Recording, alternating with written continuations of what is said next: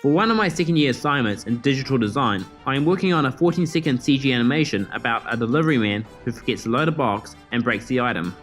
My short gathers inspiration from classic cartoons, which utilize violence to sell their jokes. But how is it that actions considered cruel in real life can be appealing and humorous when applied to animation? This was a question I wanted to explore through a practice-based investigation to help influence me on how I can present this gag effectively. This will be utilized in order to gain new knowledge, partially by means of practice and the outcomes of that practice, as quoted by researcher Linda Candy. Firstly, we should look at what makes us respond joyously to such humor.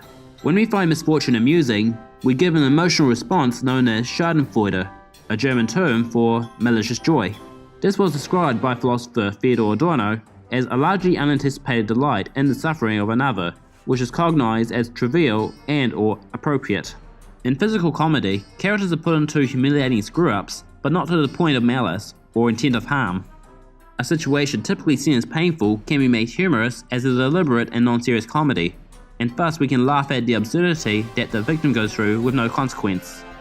Animated comedy is typically delivered through exaggeration, which, as defined by Walt Disney, is a caricature of realism, one that presents true reality in a wilder and more extreme way.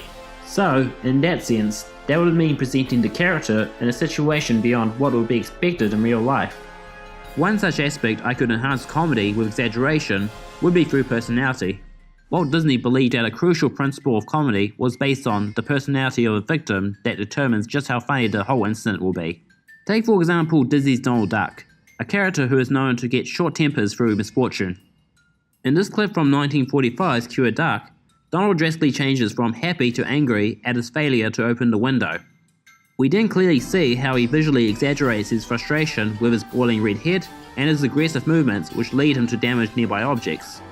Furthering the exaggeration, this tantrum is longer and more extreme than expected from one in real life, as Donald destroys everything around him in an over-the-top fashion.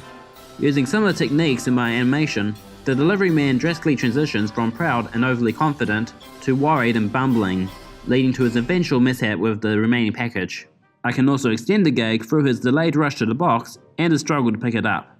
Another aspect I could use for effective comedy is how the mishap affects the character physically and emotionally.